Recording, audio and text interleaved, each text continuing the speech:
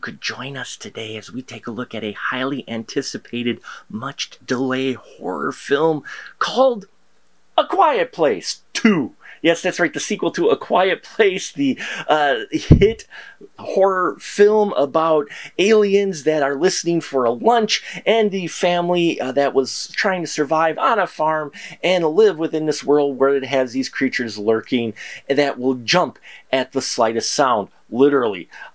Here we pick up, the film opens basically with a flashback to day one, and we get to see the events that had led up to the arrival of the creepy aliens and how the family were, basically held to their farmhouse and why. And so we open with that, and then we jump ahead to the events just after the first film, A Quiet Place, where we see the Abbott family leaving their farmstead to try to find allies and help them survive this alien-riddled world. Well, Regan Abbott, the one who is hearing impaired, she's got other plans. She now knows, thanks to the events of the first one, how she can possibly help and save people, and when she finds a way to possibly do that, she is determined to find a way to enact her possible weapon towards these aliens. And we see how all of this collides, as well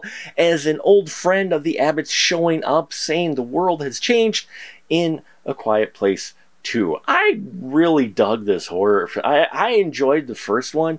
I loved this one quite a bit. I love the expansion of the world, the fact that we get not a huge amount of exposition or detail because the movie is still being told from the Abbott family point of view. So we get as much details as they do, and I enjoyed that. But we do get a little bit of better understanding of the origins of when the aliens first landed, which I loved, and the introduction of Cillian Murphy's character Emmett, who plays a major role later on. And yeah, I enjoyed his performance in here and what they wrote for this character and this world that John Krasinski really has created. I mean, he got a chance to be in front of the camera because they did the flashback scene, but just this world he's created, he gives you all these tidbits and enough for you to follow what's going on and start to piece together what's going on, but not explaining everything, and I appreciate that quite a bit. Now, Emily Blunt is badass in here as Evelyn Abbott. She was a badass in the first one. In all honesty, the Lee Abbott character played by John Krasinski was pretty well, yeah, he was a schmuck in the first one, so he was probably the weakest in the Abbott family, and so I love that Emily Blunt is up front and center leading her kids through this very dangerous territory, and yeah, really grown her character as well, and you grow appreciation for it. She's just a badass.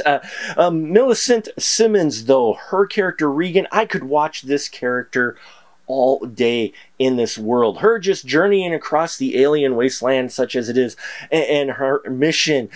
She puts in such a fantastic performance, and having that representation on screen and just showing that screen presence. I mean, you feel for her character. You want her to succeed, and I just really grew attached to her character and really didn't want anything bad to happen to her at all. Now, Noah Jape does show up as Marcus Abbott, and for the most of the film, again, just like in the first one, he does have a lot of big wide-eyed stares and a lot of crying, but he does get a growth arc as well. I will say the tension in this film is phenomenal, and the atmosphere is fantastic, and it is a theatrical experience. The sound design in this film just pulls you in and helps add to that tension, having the creature sounds behind you and everything about that just surrounding, just immersing you in this world, I thought was fantastic.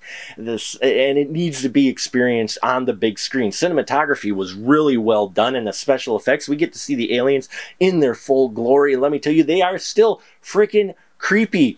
A lot of edge of your seat stuff. A lot of times the hairs on my arms stood on end, and yeah, I was into this film.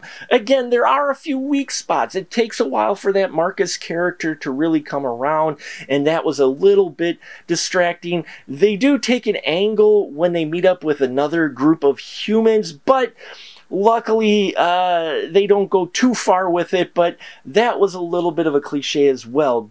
and a couple other choices they make too. But overall, I still have to give A Quiet Place 5 stubs for a horror film, a modern horror film. I had a blast at the theater. I came out exhilarated. I came out thinking about more about this world that John Krasinski has created, and I hope they do a 3, because I'd love to see even more of this story of the Abbott family, and especially of the Regan character and her mom Evelyn. So there you have it, folks.